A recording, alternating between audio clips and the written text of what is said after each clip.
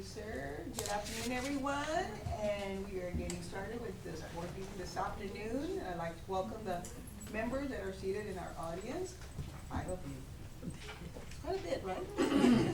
But welcome to our board meeting. It is now 6:01 p.m. I call this meeting of the Independent School District to order. Let the record show that a quorum of board members are present, that this meeting has been duly called, and that notice of this meeting has been posted in accordance with the Texas Open Meetings Act, Texas Government Code Chapter 551. Please stand.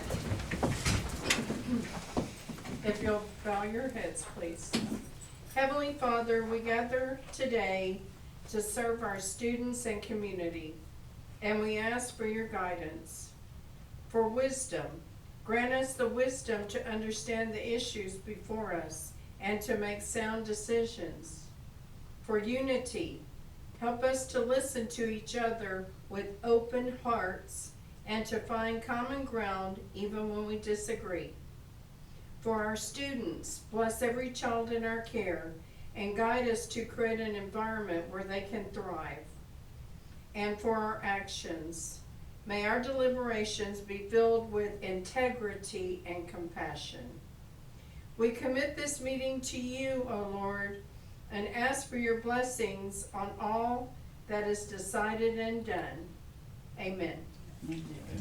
I pledge allegiance to the flag of the United States of America and to the republic for which it stands, one nation, under God, indivisible, with liberty and justice for all. Honor the Texas flag. I pledge allegiance to thee, Texas, one state, under God, one and indivisible. Mrs. Johnson, do I have a motion to approve the minutes of September 3rd, 2025, September 8th, 2025, and September 26th, 2025? Yes, Madam President, I make a motion to approve September 3rd, 2025, September 8th, 2025, and September 26th, 2025. I have a motion by Mrs. Johnson, and I have a second by Mrs. Montalvo. It's been moved and seconded to approve the minutes. All those in favor, raise your hand and say aye. Aye. Those opposed, same sign. Motion carried, 7-0. Do we have anyone for public comment? No, ma'am? Okay, thank you. Recognition, ma'am. Oh, hello. It's right there, right? It's just a small. Thank you for reminding me. Yes, before that, we're recognizing for our standing attendance at David G. Sanchez Elementary. Yes, good evening, Board President Ms. Castillo, Superintendent Ms. Torres, and board members. This evening, we are excited to recognize David Sanchez Elementary under the leadership of Mr. Reynaldo Lucio. Through the dedication and teamwork of his campus staff, students, and families at David Sanchez Elementary achieved an impressive 96 attendance rate for the first 6 weeks of the 25 school year. Their teamwork and commitment to student success truly reflects the spirit of excellence. So congratulations to the entire campus.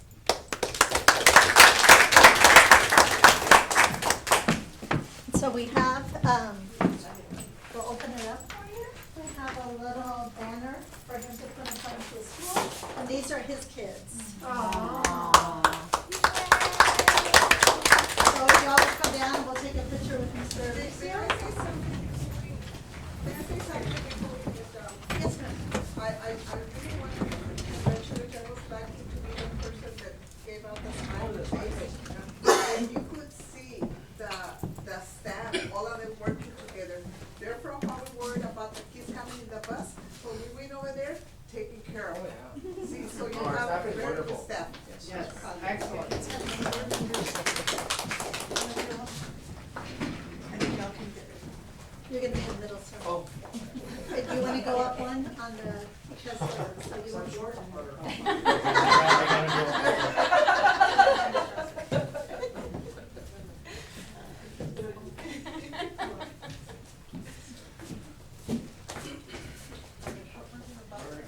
you wanna hold this on the side? I think we're good. Are y'all ready?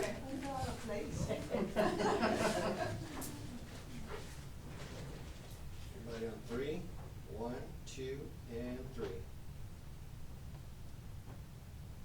Thank you. Thank you, sir. Congratulations. Thank you. You all are very is important. Well, we're gonna do it again. On Thursday, but we're gonna get Oh, that's right. Tell them what you agreed to. Okay, so any student who has perfect attendance from October 1st to October 30th gets to slide. So far, guys, this, right? Yes, today you had the highest. Not to brag. No, not to brag. Well, today we were a little bit down and he was like 3 percentage points above everybody else today. Can we be there? Of course. Yes. So we were at the football game and I embarrassed him a little Oh. bit. And so all of a sudden he goes, "Can you do this, ma'am? Some kind of, what do you call it?" Floss. No, I don't do that. We won't ask him to do it. Thank you, sir. Thank you. Congratulations. You can, I know you've had a long day, sir, so Thank you. thank you. Good afternoon, good evening. So we already did the no public comment. The first information item is Board Member Mrs. Casas, presentation on conferences attended regarding career and technical education, CTE. Mrs. Casas? Well, first of all, I want to thank Ms. Katie here for seconding that in our policy, we have to have a second board member supporting them. I want to thank you for this opportunity. I have been dedicating about, I would say, almost 2 years in this topic. And what brought me to this topic is, I do a lot of reading, I look at this and look at that. And I saw that even with all the work we have done for kids to go to college, we still have a very low attendance in college. The schools have a high acceptance, up to 75%, most of the colleges, and 10% the selected colleges, like the College Stations and UT. Even with that, we only have about 20% going to college, and it's even lower of students that finish a degree. And then we have kids that finish a degree and they still don't know what they want to do. I have one of those at home. Well, not at home, he's busy. But, you know, he's always told me, "Mom, I wish I had gotten a certificate to do welding." That's what he loves to do. So with all that, and then I have had the blessing of being able to work with my son and see the challenges he's having. And I see the challenge, we go to the usual same restaurants, and I see the challenges they're having staff and what have you. And everywhere you go, there's a hiring. Even Region 1, even the hospitals, everybody's hire. So, it really got me to actually start looking into this more. And then some of the research I looked at said that only 60% of working age people are actually working. Okay, that's kind of interesting. The unemployment rate may not be 40% because the unemployment rate is figured on the people that actually go look for a job. So it's two different things right there.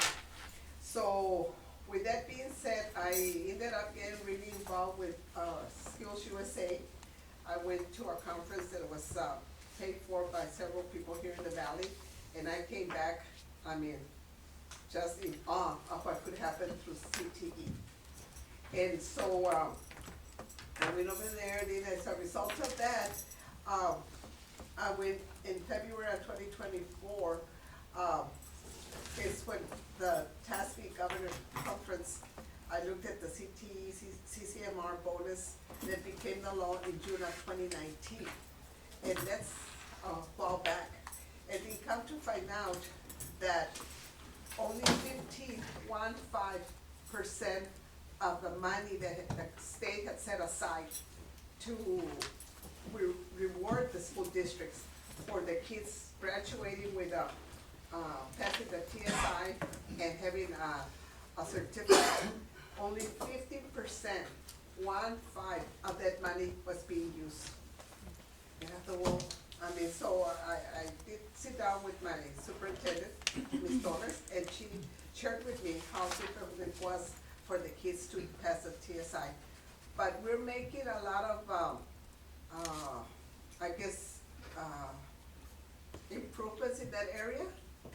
But the thing with the TSI is that there's a lot of other options that kids can get so that they don't worry about the TSI.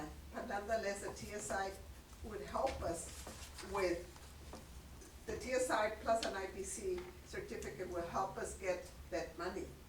So it's very interesting, but I did have a parent tell me, I'm not gonna put my son, my student, I should have said son, but well, you will know, I'm not gonna put my son through all that just so that the school can get more money. They said, no, that's not the purpose. Your son would have the TSI, which that's the state's definition of a child being ready for college, plus he would have, an IBC, an industry-based certificate. So it's not just about the school getting the money, that's just an extra, that's just a reward. Plus, if the students are able to get the TSI, and if they get over 30% correct for the armed forces, the child has an opportunity to have a selection of what they wanna do when they go into the armed forces. So there's a lot of benefits for that. So with that, I went ahead and, February of 2025, Region 1 invited me to go to a conference, and it was just, I mean, out of this world. I could not believe all the resources that Region 1 had. And there I met a lady by the name of Rebecca Lopez, and, but you were there, you remember you were there. And Rebecca, in fact, we were together with Rebecca Lopez Vicente, and she talked about the different ways how people can get their outcome bonus, and her and I have continued to work together. And I just don't have the time necessary, but her and I, we're gonna put a meeting together where, the CT directors and the superintendent could decide who else, but she was gonna explain how she, school districts could do that. So that's still, I'm still working on that. Then in May of 2025, NALEO paid for me to go to California. And that helped me understand the national perspective. And I know that I've been scolded, they pulled my ear, Ms. Casas, why do you worry about the whole region and the state and now national? You should be worried about La Feria. And my response to that was, if you can assure me that all our seniors can get a job here in La Feria, then you're correct. But I don't think that's possible. So I think that's why we need to look outside. I mean, if we even just took a little poll here, how many of us work here in La Feria? So going national really gave me a lot, and they focused a lot on the Latino. And it was very interesting because in Texas, our percentage is now at 53% Latino in school. So I went over there. Then in June, I was invited to go to an Institute for Leadership in Capital Projects Classroom to Commerce presentation. That one blew me away also. And I was the only board member there, and they were like wondering why I was the only one. I said, well, they told me to come, so I came. Ms. Torres and can I call you Cassandra? Cassandra were there, and they talked about how, when we look at classrooms, we need to understand that first grader will eventually graduate and they will be part of the workforce. So public education has 12 years to make that happen. There's a huge gap between what the public education is graduating and what workforce is actually getting. So then I met the lady who put that project together here in McAllen, and she invited me to go to San Antonio for a state convention on the same topic. And there I met people from other school districts. In that one, there was people from other school districts. So that was super interesting to me. And the Classroom to Commerce, concept is something that I think helps us, board members and community understand. Okay, the kids will eventually go into the workforce. Yes, it can be, football, rah, rah, rah, everything, we can have all of that fun while we're in public education, but eventually you have to go into the real world. Then in September, TASKI's leadership class was really, really impressed me, because I belong to the leadership, class. Had, a tour of the Fort Bend ISD CTE program. It was, we can't afford, I think the only one that has something similar to that is PSJA. But our school district, smaller school district, we can't afford, to have that type of facility. The one thing that I've always encouraged, and I know that I've had several meetings with Superintendent Torres, is partnerships. And to me, I've always been known as a 506 school trustee, because I always look out for Santa Maria, I always look out for Santa Rosa.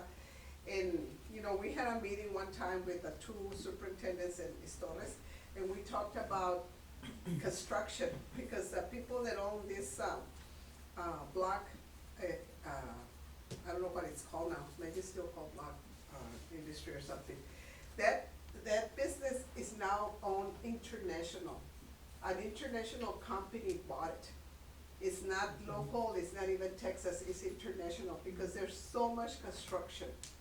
And they know that. And they also know that La Feria is the center of the universe here in the Rio Grande Valley. So they went to meet with me at, Smoke, because they were they wanted me to find a school district that would have the construction program, and they were willing to volunteer, to donate all the supplies for that. I have not been able to find a school district that will take, that offer, and that was a little embarrassing to me, but anyway, I have not been able to do that. So I'm still working on that. I have 3 meetings still pending, and one of them is still with the Institute of Leadership Capital Projects. We're going to be presenting, our presentation has already been accepted at the National School Board Association. This coming year, the conference is gonna be in San Antonio. And this Institute of Leadership in Capital Projects, is around the San Antonio area. So the lady, her and I have become best friends, and she and another board member, she wanted to be me, but no, really don't, a school, it has to be a board member. And Dr. King will probably be presenting on the same topic, Classroom to Commerce. And then the other meeting that I have in place, is with the Office of Governor Abbott, because Governor Abbott made CTE an emergency item. And so, we're gonna try and set up a meeting sometime in December. And the goal is to invite the superintendent, the CTE director, and the board president, so that the governor's office can explain why CTE became an emergency item. So I'm still working on that, trying to finalize. I was supposed to call Governor Abbott's office Friday, and I forgot. I have no excuse, totally forgot, because the week just flew. And so those are the projects that I'm still working on, and it goes in line with our goal 5, which is the CCMR CTE. So thank you, Board President Castillo, for allowing me to share this information, and thank you, fellow trustee here.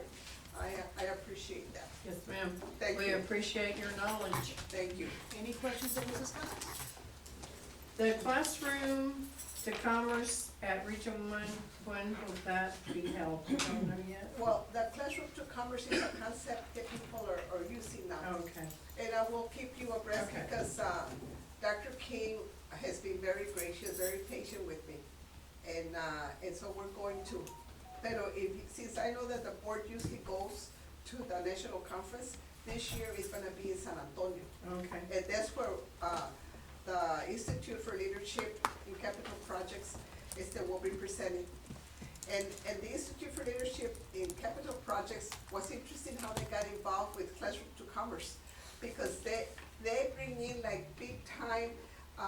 projects, like the one that's gonna happen in Austin with the highways, they're gonna change a whole bunch of stuff, big projects.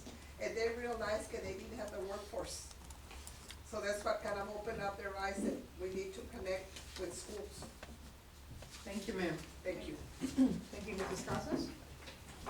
The next item is an update on the La Feria ISD bond projects.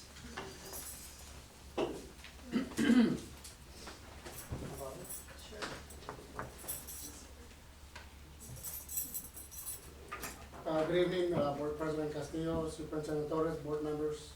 Just giving you all a quick update on some of our bond projects.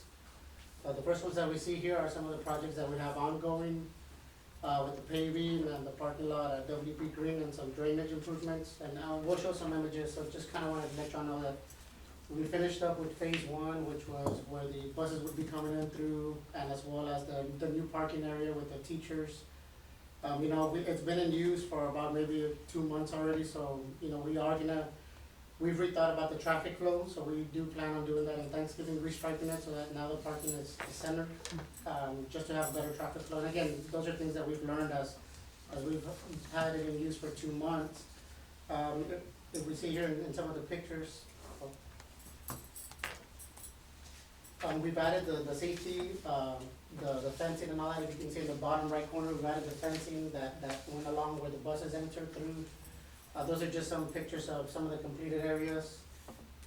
And then in here, this is the one that they've actually been currently working on. So not only are they working in the front, I know we've had some questions, well, you know, it seems to be taking a little bit of time, and I know we've had some rain, some bad weather. But in the front, they're also doing the drainage improvements. So they've actually had to work underground first. As you can see on this one, the middle center and the top right corner, I'm sorry, the two on the left, on the top, they've been working on some drainage improvements, also adding the guardrails for the buses. I know before we had that orange netting, temporary netting. And the bottom right corner, that's where they've added already the curb, and so we're hoping that they'll be able to throw that in a week or so, to finally finish that project. So I know it's taking a little bit of time, but just understand, and in the front, leading all the way through the back entrance is drainage improvements that we've been doing. So again, that's one of the reasons why it's taking us a little bit of time. With the softball and baseball fields, that Sir, one. may I ask yes, a question? yes. On the parking and stuff, what was the original completion date? Was it November? No, the original completion date, they had it for October. Yes. Okay. Yeah. All right, So thank you. so we are about 2 to 3 weeks behind on that. Again, some of it has been the weather delays, but yeah, it was October then. Okay, thank you. Yes, ma'am. So on the softball and baseball fields, and again, some of the other projects, I wanted to kind of add some phases and where we're at with those.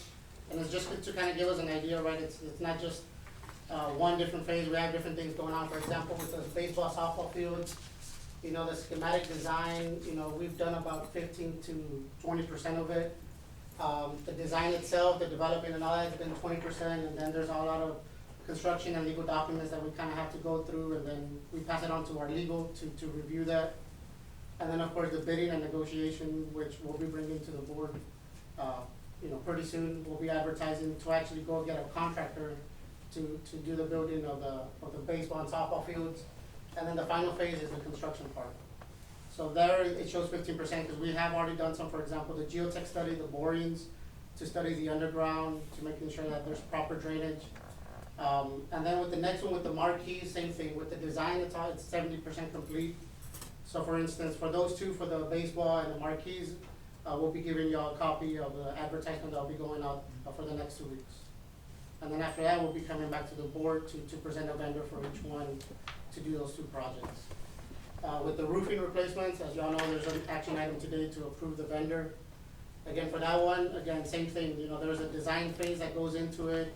Actually, the district has been working, you know, with a roofing consultant for about a year already, so they've done quite a bit of assessing and evaluating our roofs, right, to determine which roofs are gonna get complete replacements. And so I'll talk about that one a little bit more once we present the action item.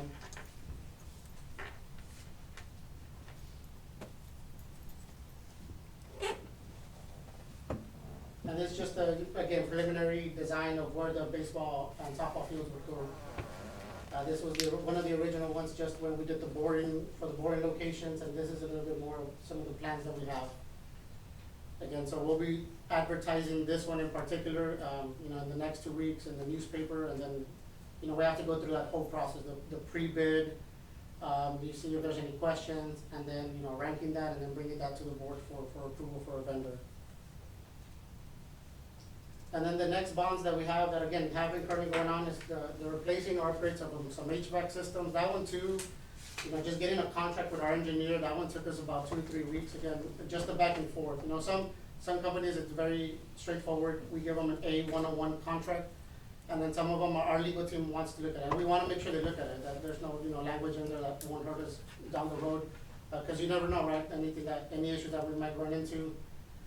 So that one, you know, our engineers that have come out here, we do have a contract with Ethos Engineering. They're the ones that are gonna help us assess all of our HVAC and put an action plan into place. And then the installation of awnings and canopies. Again, those are the 4 campuses that we're addressing is Dominguez Elementary, Sam Houston, W.B. Green Middle School, and the La Feria College High School. So again, that one with the design, we're about 50% complete. That one we still haven't posted. We are gonna also advertise that one in the newspaper. That's an RFP to get a vendor or contractor, and then we'll bring that to the board. We're hoping to do that in probably in the next month or so. As y'all know, you know, these bids have to be posted twice, 2 weeks, 2 consecutive weeks, and then we have to allow 10 days after that, and then after that we do, you know, evaluate them and then bring them to the board for approval. One of the other ones that we have is a new playground equipment, and that one again, we also have an action item. You know, we want some of these, as we look into them, you know, we want the board to approve a different procurement method for these, or to higher up the amount, so that maybe we can go with a purchasing co-op. Because these projects require, they still require, you know, sealed by a professional engineer, but these are a little bit more straightforward. And then the main gym upgrades at the high school, that one, Ethos Engineering has also been working on that, evaluating that. And then they came out last spring to take care of that. I'm sure y'all know that we've had a lot of condensation and humidity issues with those. So we're hoping that, you know, once they do a full, thorough evaluation, that we can take a look at that and address that. And these are the locations for the awnings for the 4 campuses, for Dominguez Elementary, Sam Houston, W.B. Green Middle School, and at the high school. And those are the proposed locations. So that's what we've been working on with the engineer that's been helping us out with this one. And these are the rest of the projects. Again, everything from bleacher repairs or replacement at Dominguez Elementary, W.B. Green Middle School, as well as at the high school. The renovations at Vail, the auditorium, and, you know, the gym where we want to put our new shipping and receiving. And then we have the demolition of some designated buildings. So that one is also a process in itself. Before we even consider going out for a proposal to do a demolition, we'll have to do an asbestos survey, because some of our buildings are very, very old. So we have to provide what's called an asbestos survey report, attach it to the proposal, so whoever bids on it, they know what materials they'll be demolishing. So if there's any type of abatement, that they demolish the proper way. And then of course, the new career technology building. The reason we have it there is, you know, we have to be able to have a location to be able to move out staff, and if there's any students there, move them out to a proper location before we can start, you know, evaluating there and renovating and building there. And then the LED lighting retrofits also. That's something that we looked at. That's something we want to continue to evaluate and bring to the board later on to possibly change the procurement method on that one. And again, that one's at the very end, because right now we're doing roofing replacements, we're doing HVAC upgrades, and, you know, once we know where everybody's gonna be at, we wanna make sure that the lighting upgrades that we do, that we're gonna do it in actual buildings that will be, you know, used by staff or by students. And then the drainage improvements. Now, the drainage improvements, we've been doing some of that already through some of the projects. Like I mentioned, the W.B. Green parking lot, that has had some drainage improvements. The baseball softball field has to have drainage improvements that'll help out the high school. And then also with Bell, it'll help do some drainage there at the auditorium. So some of the projects, we're addressing drainage improvements as we go on. So one of the things we want to make sure is that we just gave a report monthly to the board. We also are giving quarterly reports to the community. So we gave one, our next one, I believe, is in December, and then we'll give another one in March. We're updating our website all the time so the community can always see that. When we finish a project, we'll have the total spent on that project so that at the end, they can see where all $20 million that they approved through the bond election went. And so we wanna make sure that we're transparent and that everyone knows where we are. So tonight was a little bit lengthy because we have a lot going on. I think, Mr. Cespedes told me we have about 45% of our projects going on at this time out of the 100. And some of them, like he said, some of our demolition cannot be done until we move over to the Vail location. We just went last week to see where everybody's gonna be housed, at the Vail location. And so a lot of moving parts before we can get other things moving. So that's where we are right now. Any questions for Mr. Cespedes or myself? Yes, ma'am. On the baseball and softball field, I'm looking at is this the actual blueprint of how they're gonna? Can you go back to that? Yes, the orientation just So, that. I know that you're doing, drainage at the middle school. Right. And that might, kinda delay, or at least you guys are working at simultaneously doing the Yes. baseball field as well? Where's the parking gonna be located on that? All Is at, it- they'll be So you parking see at this parking Green. right here at the very bottom, that's actually WB Green's parking lot, so they'll actually come in through here. And so that's more than enough spaces, cause, for the accommodation, the number of spectators, I mean, ADA compliance does require Yeah. a specific number of parking spaces, so we do have those. And then recall that, and I can show you actually on the next one. We will have a total of about Yeah, 187 and so then parking over spaces. here, yeah, so it'll be all this parking that has been redone, and then the additional new parking that's over here. Okay, so Like we'll in the have street. additional, but Yes, along with yeah. the Willie, okay. Correct. And then besides 187, if they have to park across the street, there will be parking there. But I believe that's more than we have at the Yes, that's sports more than complex that's what's right now. required, yes, by code. I have a question. Yes, ma'am. When will the students start, or will be able to use the baseball field? So that would be, the estimated time of completion right now, ma'am, is going to be, The summer of 26. yeah, the summer of twenty So twenty-six. for the school year of 26, 27, That's they'll be correct. able to use it. And what about the building, the CTE building? We have to, as soon as we get into Vail, we have to move out DAP and all special ed is in that area. As soon as we move them out and we are able So, to, so where is it, so it says gonna be where the academy used to be? yes, Yeah. Wasn't the academy at Johnson Complex? that's where the CT building is gonna be. At Johnson's Complex, so when will that be ready for? The goal for us is still gonna be the spring or summer of 2027. So for the school, the kids To use, the goal would be for the It will school be year the following 27, year. 28. Mhm. Which would be the school year, which school year? 27, 28. We will build it the 26, 27, and they'll use it the 27, So 28. 2 years, basically Yes. from now. Yes, Is there a reason why we? because we need a place to put special ed and we need a place to put DAP. Special ed is at Yes. Johnson. Yes. And that also shipping building and that receiving they're as well. in is going to be a CT building. The entire classrooms will be used with the connection. That's why the cost was a little less, because we're using that building along with some extra that we're building. So the whole thing will be a CTE complex type, but we already have a very good building, and then we will build another building to that. And is there any, I know that I had asked this before, the PBK, would you feel comfortable if I would, reach out to them and I wanna see what they built before? We haven't picked a architect for that Does it yet. says PBK? That is somebody that we're looking at, but we haven't met with them. They're just we- one of, we they're have one of the not. approved, They're approved? Yeah, architects that we have, but we have other ones as well that the board approved. We haven't started the process of discussing the building with them besides their Oh, so original the art. PBK was just listed as someone possible? It's the RFQ, yeah, right, they're on the RFQ and that's who Yes. we're looking at this time. So would you feel comfortable if I was to, I wanna see what they built before. We can get you a listing of that.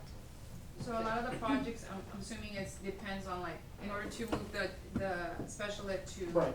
It Yeah, depends it's on like, it's getting. like a domino effect, Domino right? Because effect. once we saw it, That's why it's not delayed, but it's exactly. kinda just making sure that Right. everything's. Right, when Mr. Cavazos, when we first talked about the bond, he said the entire thing would take 3 years because of having to remove some people to move other people in. And have that Mhm. place ready for them So to be where there. are you sending the special ed students? We're all going to be over at Seaville. That's the purpose of that The whole complex. campus, they have to be doing. C&I will be there, special ed will be there, we will relocate there. Everybody's gonna be there. Curriculum. Right. Business. They have Business to also office. accommodate And the them. original, what we have right now, CNI, what is that gonna be? We haven't got that far yet.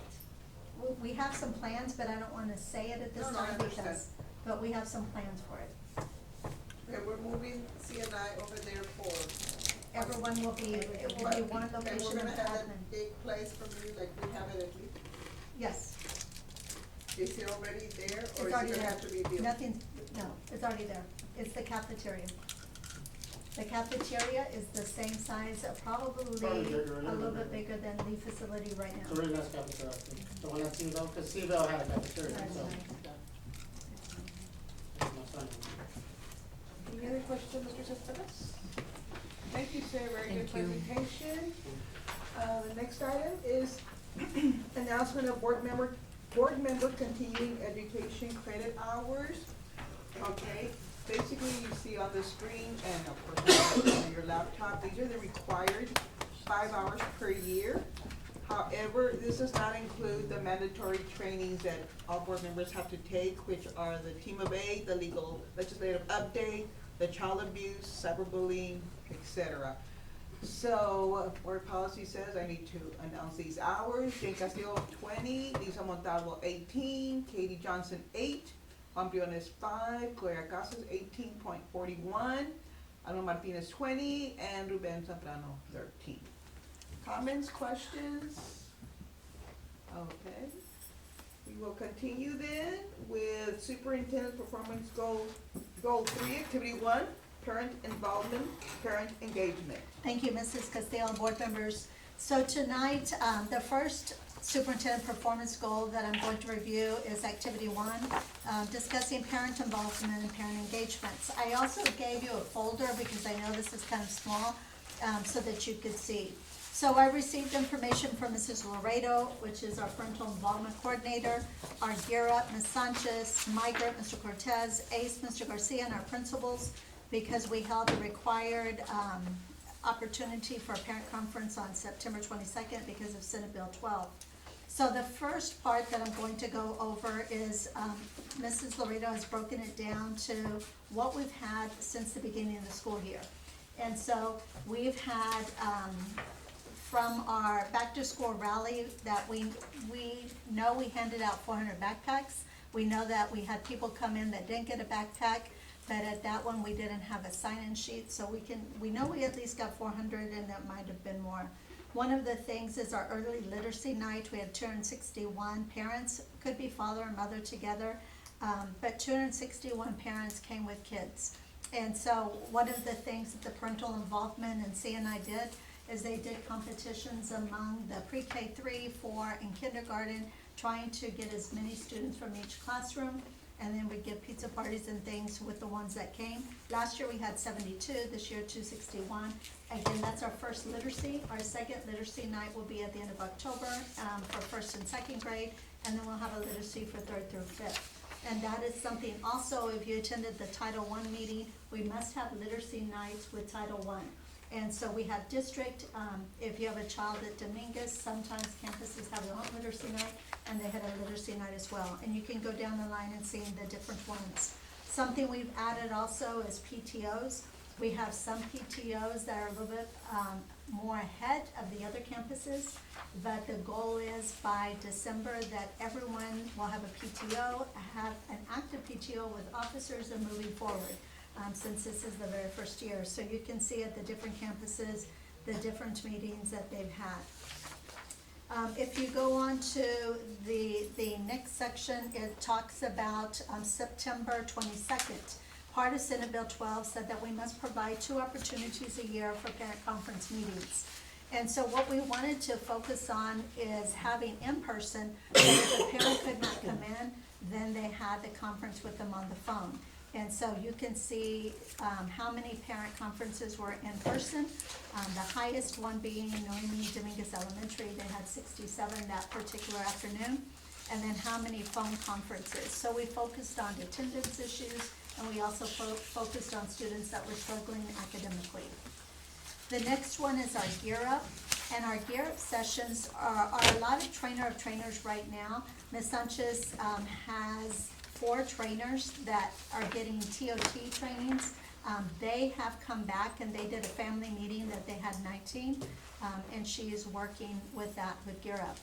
And then Migrant, again, he's had some advisory council meetings, meeting with some counselors as well, and then a parent meeting, bless you. And that's, on Migrant. For ACE, you can see the different events that we've had, everything from parent meetings for students interested at the high school in driver's ed, to parent care technician orientation, to dental assistant. And then you go, we've added martial arts at Dominguez, so we had a parent meeting there for students that might be interested. We've also had other meetings, as you can see, that are listed there through ACE. And then, yeah, that's it. Any questions about what are some of the things that we're doing at the campus?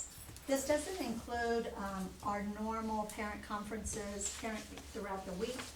This is that one particular day, but they have many conferences that teachers interact with the parents. I guess my comment on this is, the Title I on the literacy, that we had, literacy night, we had 8 parents, and I know that is super, well, all of them are important, but I feel like that one, given our scores, maybe we're only required to have one by law, or? We are required to have one, by law, to explain to them what Title I is, just like we had a DPC that we're required to have. That's the literacy night, the one on September 16th? September 16th. On What September page is that? 16th, yes. What page is that, ma'am? No sé, sí. It's under. Are you talking about the pre-K, the 261? And I'm looking at, it says September 16th, literacy night, Noemi Dominguez, we had 8 Yes. parents. That was at their campus. And so when you said, are we required to only have one, the answer is no. We already had one, she had an additional one. They have them throughout the year. This is one that she just Literacy had. night, That was a literacy night just at Dominguez, just for her parents. and the other campuses have. They have them throughout. They haven't had one at this time. We're having the district ones. And this is required by Title I. No, we're required to have literacy, and that's what we're having with our pre-K through kinder, first and second, and third through fifth. Because I would think that we wanna prioritize because of our scores, and we have 8 attend. And that was because she's been in A campus for 3 years, and she still had, a literacy night at her campus, Yeah, even well, though she's been. I'm still concerned about the Mhm. fact that we had 8. Right, at that one. We had 261 at the other one, The literacy night, literacy night, for And that was pre-K, where? K, and first. Where I was mean, that? pre-K 3, 4. That was on the very first page, and that was at the high school, and it was all the district combined. For pre-K 3, pre-K 4, that is the one that we talked about on Friday that I explained, when we met, that the teachers were the ones that were presenting at the tables. This was not other people. Every teacher came in pre-K 3, 4, and kindergarten, had a booth. They went over hands-on activities that the students took home with, dealing with reading. so what was the difference between this one growing? She that just maybe had an more- extra one. what did they do on the one that where we had 8 parents go? It's just literacy, reading, same type of thing, just more activities with them, and at her particular campus. I kind of, although I'm impressed that you had all the numbers that went from different tables, I would think that we made it more personal, more, for them to. It was their teachers, when they went there, it was their teachers. We just wanted to provide them a lot of opportunities. So for pre-K, I only have 1 teacher. For pre-K 4 at Sanchez, for example, I have 2. And then for for kindergarten, I think I have 2 at Sanchez, so that's 5 teachers. Instead, they were able to go to the high school, and there were 13 different booths, and they had 13 different teachers teaching them different things. I guess I just feel it's more personal when it's in the campus. Now, the other thing is, I noticed that, even though, you know, emotional wellness has been cited as something that's very important in communities, you know, I know that when we had the meeting, you said that was something that was coming up for emotional wellness. And then I also noticed, we have bullying, you know, for emotional wellness, but I didn't see anything on financial literacy either. Yes, we haven't had anything. Yeah, but it's something that's gonna be the next semester or Yes, something? we did last year as well. Okay. I wanna share something. On that literacy night, I did go to the literacy night. There was other parents there, but I don't think they signed in, by the way. I know that I went, it was, my son is a third grader, and, all three teachers were in the classroom. They had a movie going on regarding what the project was, whatever they were gonna be reading about. And so they will be watching, and they had to create the character and read, sit around it. So I think some of the teachers did not have a sign-in sheet, because I passed through there, and there were parents there, but they didn't have, or They they didn't didn't sign mandatory in. made them sign in, cause I asked, do I have to sign in anywhere? So there might have been more than And, 8. and like, for instance, this list does not include, the PTO, for our group, and I'm the president for that one, and we have like 30 or 40 parents there. So I know that we need to, like, if the data, we're looking at the data, some of the data, we're not catching all the actual parents. We actually have more. Any other questions that Mrs. I'll share that Lopez? with the principals about, the concern about catching the data. Thank you, Ms. Lopez. The next item is Superintendent Performance Goal 1, Activity 3, Associate's Degree. Yes, so tonight we have, we'll do them separately, but we have three goal activities that we're going to discuss from, one is goal 1, and then the other activities that we are going to discuss are also, in goal 1, but activity 5. The first one is associate's degree, and one of the things that the board discussed is, when we did the superintendent's performance goals, is they wanted us to add another associate's degree. And so I know that Ms. Urieta, Mrs. Zambrano, and Dr. Liao, Mr. Cáceres have been working on that, so I've asked Cassandra to come tonight to go over that. Thank you, ma'am. Good evening, Madam Board President, board members, and Ms. Flores. I'm honored to be able to be here this evening to share some of the progress that we've made regarding Mrs. Flores' superintendent goals. So if you look at the first slide, you do have one in the packet that she gave you so that we can see the font a little bit better. This is a crosswalk that we have for our current general studies associate's degree. So as you look at them, you'll see the classes range from, you have arts, English, science, and Spanish. We are excited that we started this journey back in 2021 with the advice of Dr. King, with the support of the board. And again, like Ms. Flores said, it cannot be done without the work of Mr. Cáceres, his staff, our counselors, and the Dean of Instruction. So as you look at the past cohorts of students, we've had on average about 6 students graduate with an Associates of General Studies. Some 4 complete. I'm excited to announce that the cohort that we started back in 2021 will be seniors next year, and we are looking at 17 to 20 students graduating with an associate's degree. So I think that's really exciting. We've gone from a consistent 6, and now we're gonna finally see the fruits of that labor. So very excited about that. And the next slide. I'm sorry, no. So the next slide you'll see, I know Mrs. Flores' motto this year is every student is a Lord, that's our district motto.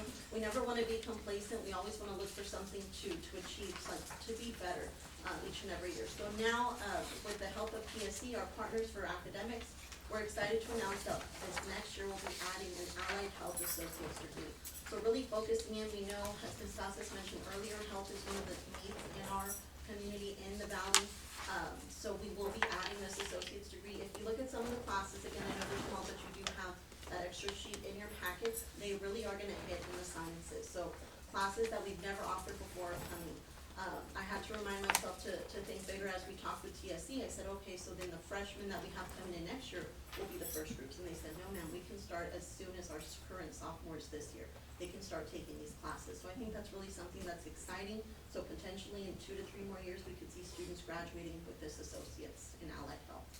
One of the things that we talked about, if you'll mention about, our concern was how many students are going to wanna get an associate's This is going to require, again, a part of the goal is having the university come where we don't have the teachers. And so one of the things that y'all met last week, if you'll talk about that and the partnerships that we may have to build. Well, that will be the next slide. Oh, Yes, got a little ahead. So you can go to the next slide, ma'am. I know it's our next superintendent performance goal, but as we look at those scientists, again, this is a rigor that LaFerre IC has never had before. As I mentioned, it will be allied health would be a new associate's degree, but it's also open to other districts. This is something TSC is starting. So as you look, we have classes like microbiology, elementary physics. So as we look at those, we are looking to potentially have to partner with neighboring districts as they look to add these courses as well. I know TSC, normally what Ms. Zambrano does is she's kind of that person that talks with TSC about what we need as far as instructors. So to make a class, you're looking at least 10 to 15 students is what you need. So depending on where students are at, what associate's degree they select, and what classes they need for that semester, we may look at partnering with neighboring districts so we can create that opportunity not only for our students, but students across the valley so that they can also attain these associate's degrees. Neighboring districts like the. coming to the fair. Correct, so we, it could be anyone's van in the valley that TSC Oh, I serves, see. so Okay. if they're looking to go the same route, I know Ms. Torres has humbly, asked that we be kind of the host school, so I did tell TSC, if you're looking for a site, we're happy to host them and they can come to us. And it depends if we'll get that instructor from TSC, if it'll be an online course, or if maybe we have someone on staff that year who happens to be able to teach it. Ms. Zurita, Yes, ma'am. do you foresee, is it a popular, or the health science, is it a popular in that we won't be able to get that cohort of 15, or?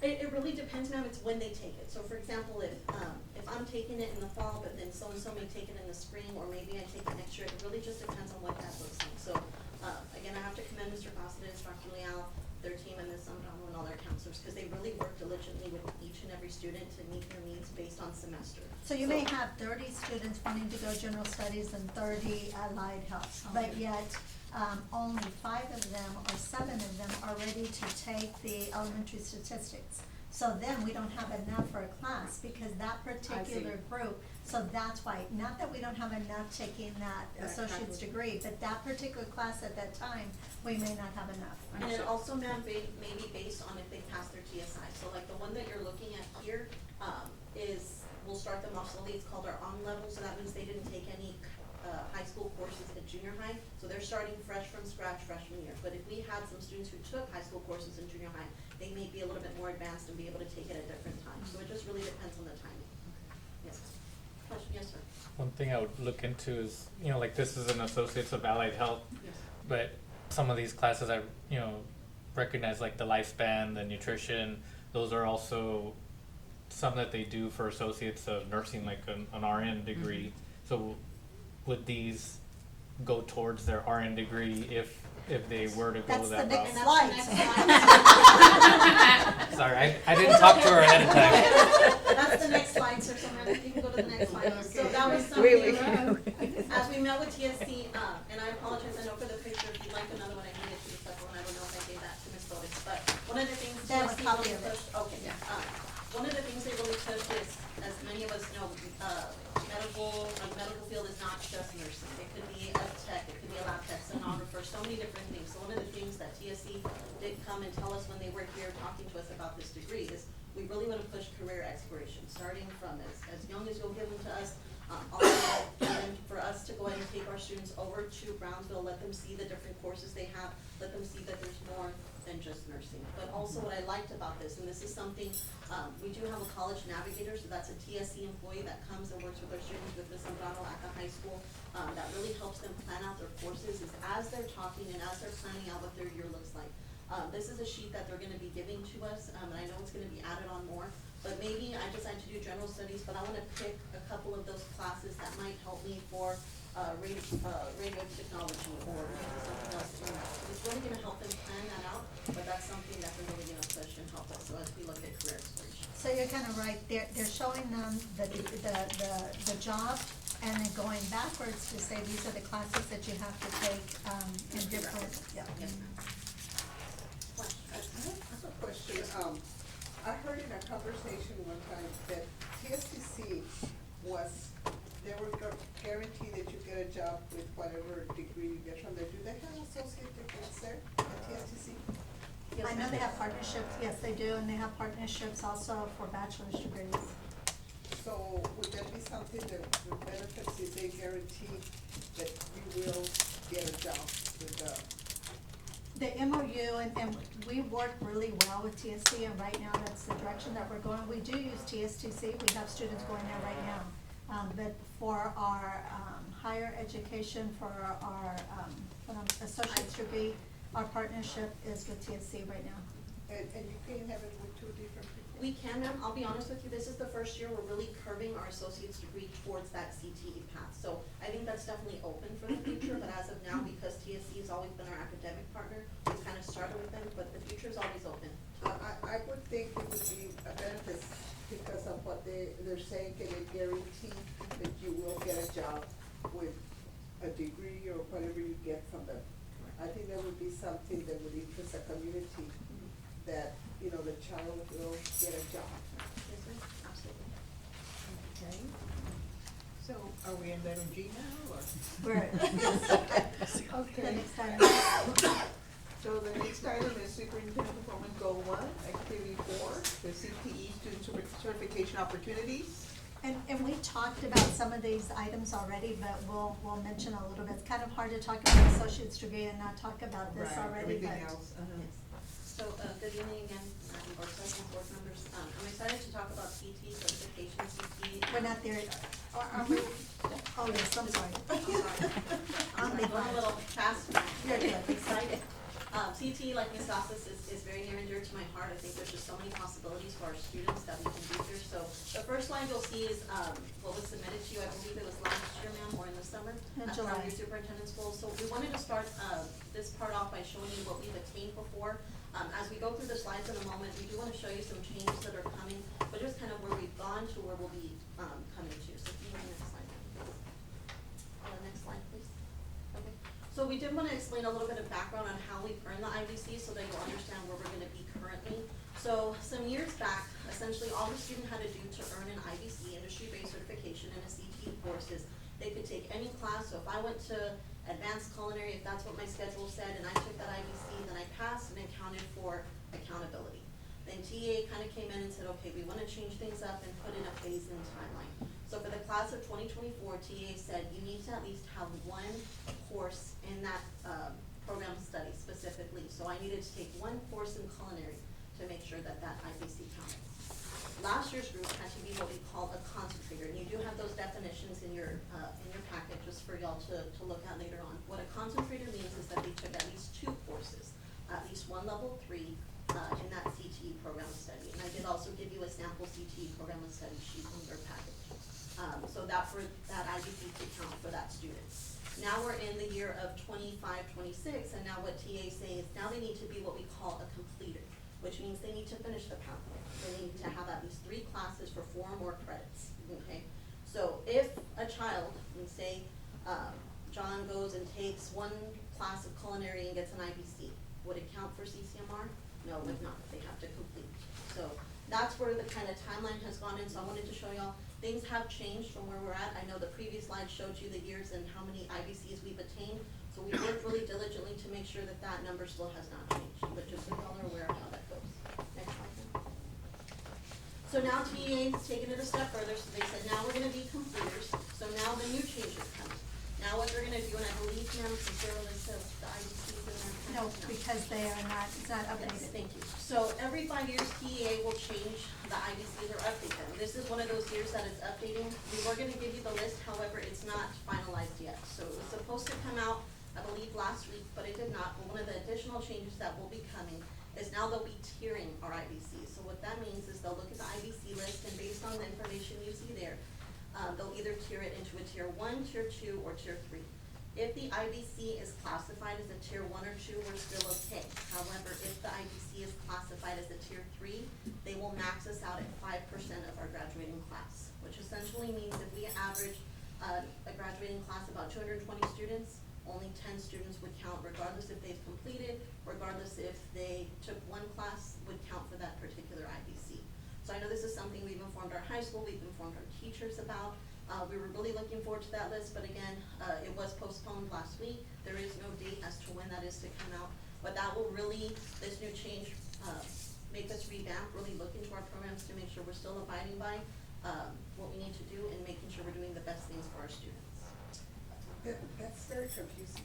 I'm sorry. That's Sorry. very confusing. So what's gonna happen? So say we have 220 graduates, but only 10, what did you say?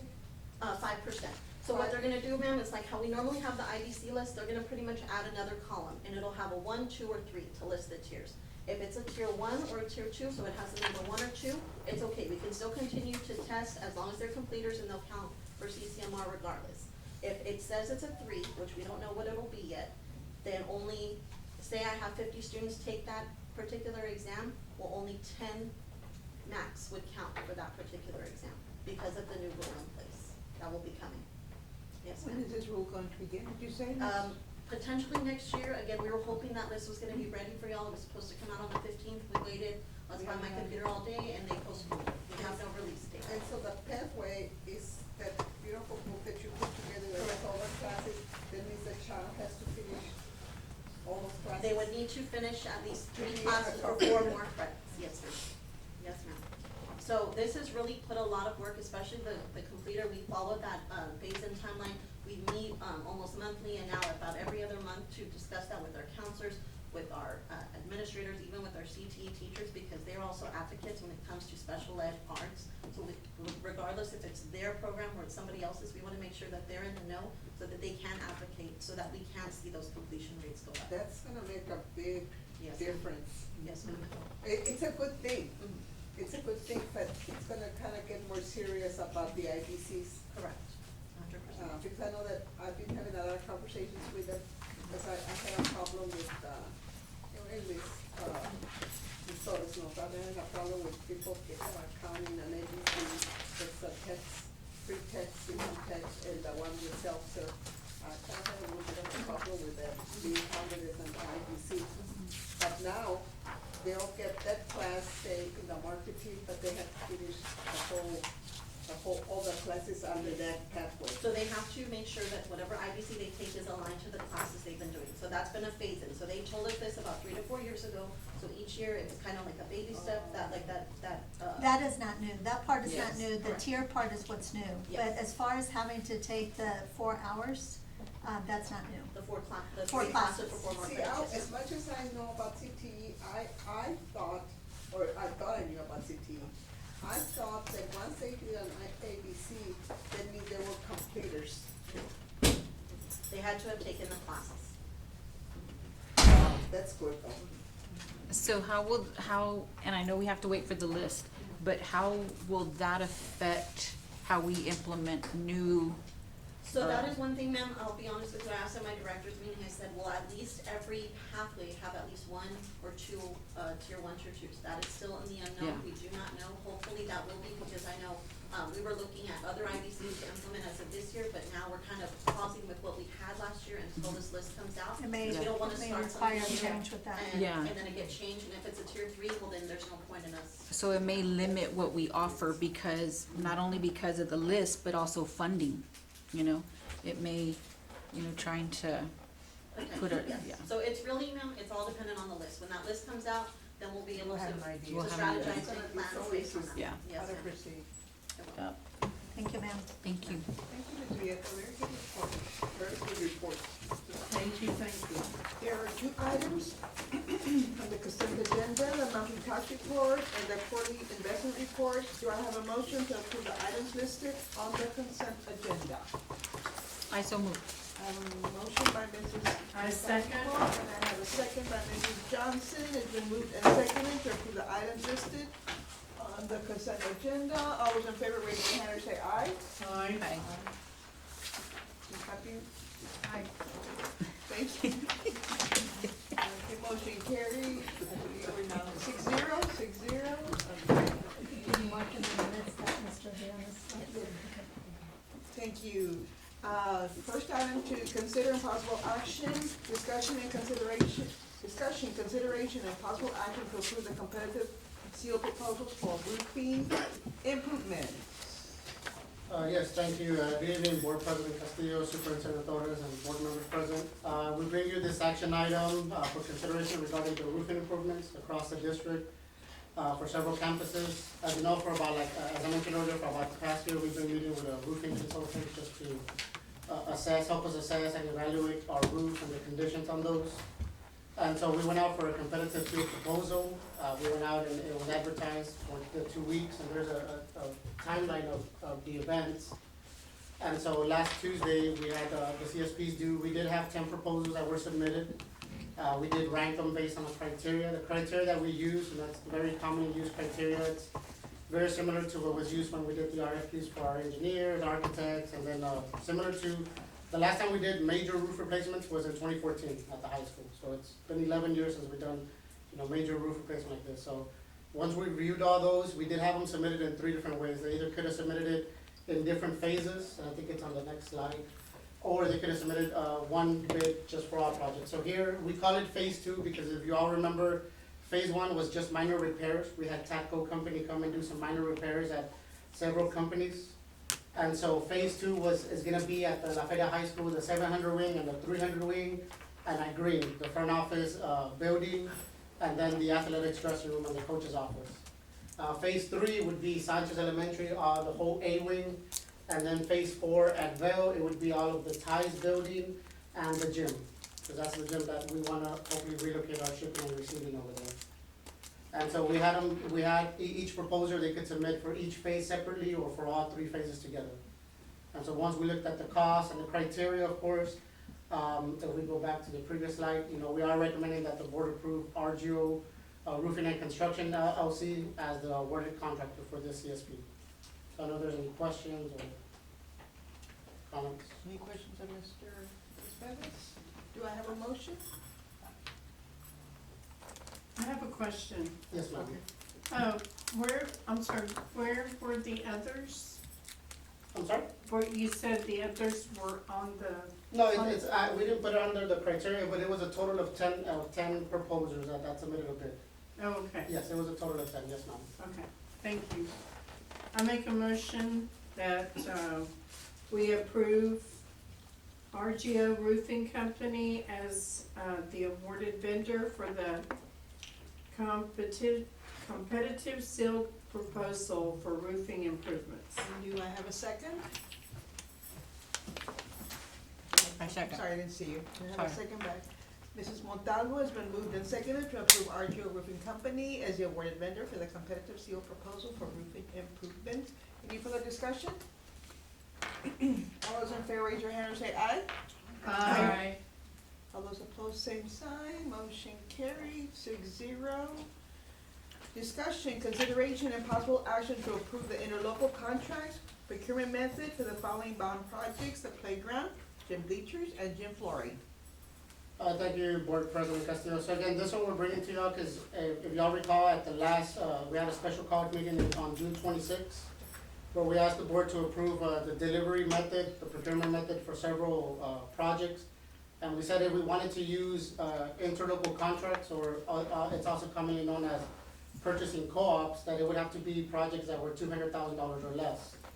As we've started some of these projects, we've realized that some of these things, some of these projects, for example, playgrounds, bleachers, things of that nature, a lot of times to streamline the process, it's a lot easier and a lot faster for us to go through a purchasing co-op, because a lot of these companies are part of purchasing co-ops, so they already went through the competitive sealed proposal process.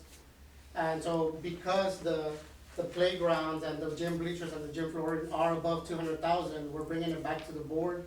If y'all would approve for us to use the interlocal contract as the delivery method to go ahead and do those projects.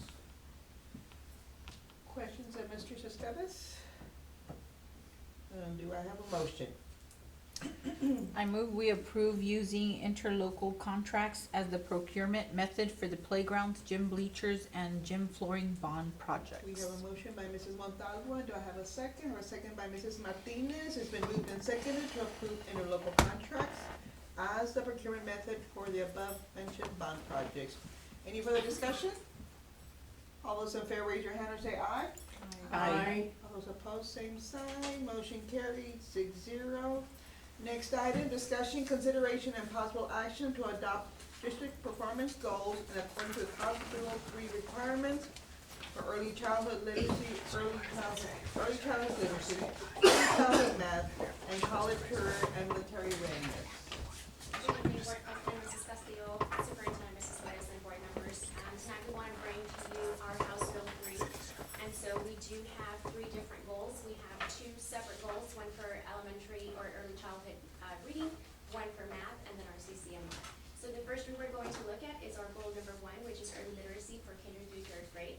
So we do have our goal statement that by June 2029, the percentage of students in kindergarten through 2nd grade that meet or exceed the NWEA MAP growth is going to increase by 3% annually, and then our students that are assessed with START as well are going to improve from a 71% to an 85%, and then if you can go next, there you go.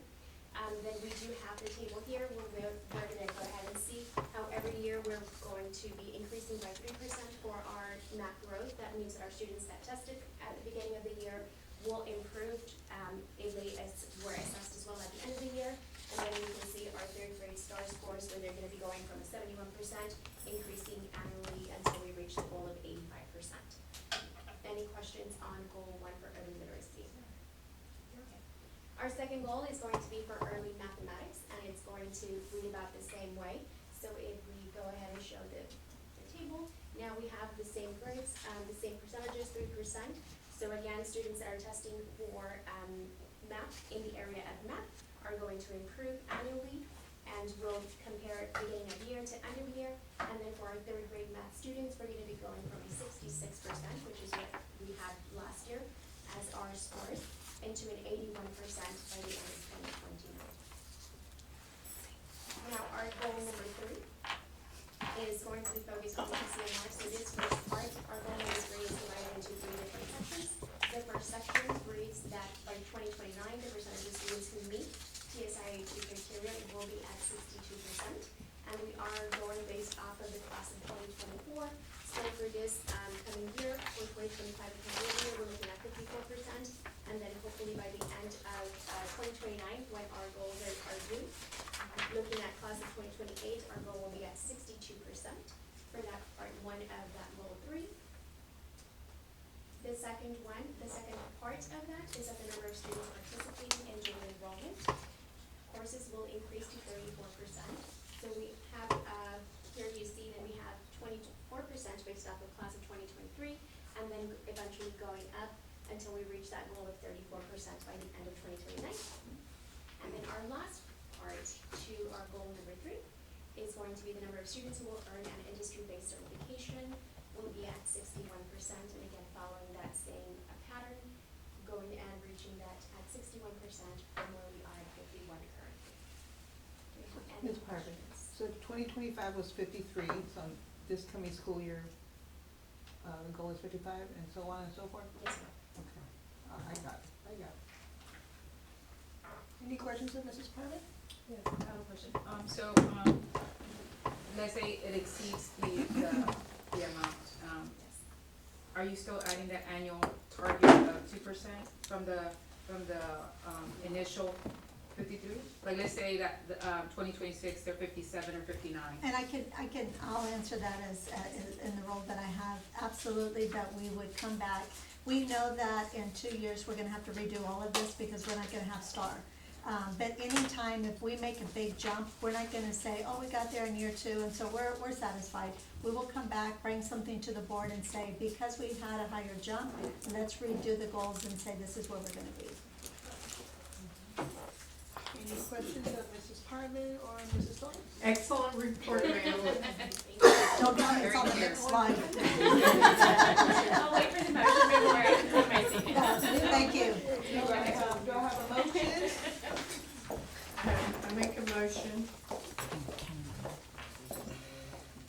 Oh, you're making a motion, Mrs. Yes. Johnson? I'm sorry, I thought you were.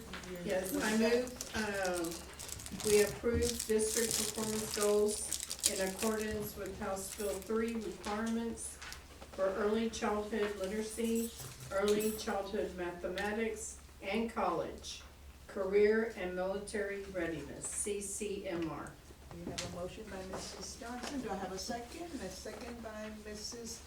Montalvo. It's been moved and seconded to approve the district performance goals in accordance with House Bill 3 requirements for literacy, for childhood literacy, early childhood math, and CCMR. Any further discussion? All those in favor, raise your hand and say aye. Aye. Motion carried, 6-0. Discussion, consideration, and possible action to approve DOI stipend for teachers implementing Blue Bonnet math curriculum using the Lasso Strong Foundation Implementation Grant for the 25-26 school year. Thank you for President Castillo, Superintendent Torres. What we're bringing forth is, an approval or recommending approval of a math stipend for all of our math teachers using the Lasso grants. As y'all know, the board approved, 2 different grant cycles, right? So it's the Lasso, cycle 3, part A and part C. Part A was for our secondary math teachers, and then the part C is for our K through 5 math teachers. So if we can go on to the next slide. We wanted to, be able to help out our math teachers and provide them an incentive to being able to implement, Blue Bonnet and this new math curriculum. They have to do quite a bit of internalization, spending a lot of time. And so this goes, when we talk about math teachers, it goes all the way up to Algebra 1. It's not for Algebra 2 or Calculus or anything, but all the way up, that's what Blue Bonnet goes. And so part of the grant is 30% of the money can be used for subs, for stipends, for things like that. And so they spend a lot of time. If they complete everything by May, it is our recommendation from the administration that they get a stipend, a 1-year only stipend. Yes, it's just a 1-year stipend, so we would add it to the compensation plan just for this year if it's approved, and it would be for $750 for them to be paid out at the end of the school year. If it is approved, will the teachers be informed? Yes. Oh, okay, so Yes. someone will let them know. Yes, and so we do have the number of them, right? So the ones on the secondary map, like Ms. Torres said, is for the ones for Algebra 1. So it'd be a total of 16 teachers, and then at the elementary level, it's 57. So 6 through Algebra 1 is 16, and then the Yes. other one's And then the 57. other ones is 57, correct. And so we just highlighted from the section that it would come out of, from that budget from each grant. Any questions on Mr. Cespedes or Mrs. Torres? Okay, do I have a motion? I move we approve the EOY stipend for teachers implementing Blue Bonnet math curriculum using Lasso Strong Foundation's implementation grants for the 2025-2026 school year. I have a motion by Mrs. Montalvo, and do I have a second? I have a second by Mrs. Martinez. It's been moved and seconded to approve the EOY stipend for teachers implementing the Blue Bonnet math curriculum using this Lasso Strong Foundation grant for the 25-26 school year. Any further discussion? All those in favor, raise your hand or say aye. Aye. All those opposed, same sign. Motion carried, 6-0. Discussion, consideration, and possible action to approve purchase of equipment under Jobs and Education for Texans, the JET grant program. Yes, thank you, ma'am. So we're bringing forth again the purchase through the JET grant to purchase some equipment. This is directly gonna be funded 100% by the JET grant, but it does require board approval for, one, because it's over $50,000, but one of the items in particular is over $100,000. As y'all recall, legislative change, anything that's above $100,000. And so this is a little bit of a list, but, so the total is $276,000. In a couple of slides, it does go into detail what each item is.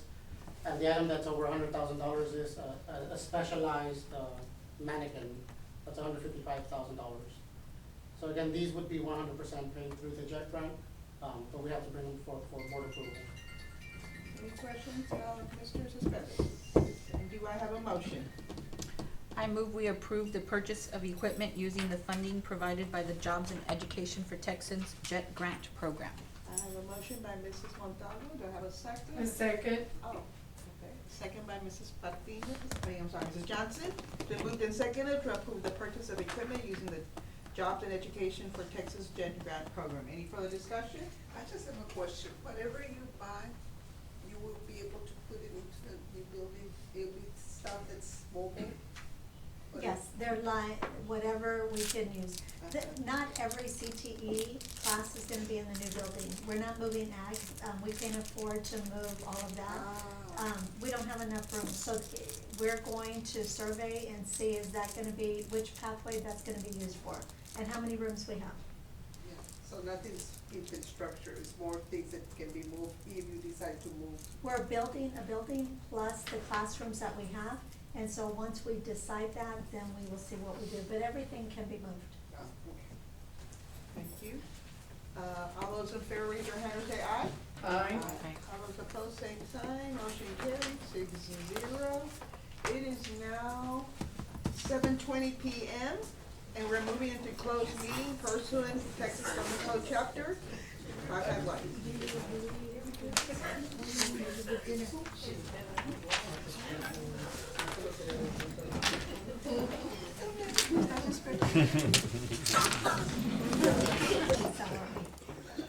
Thank you, sir.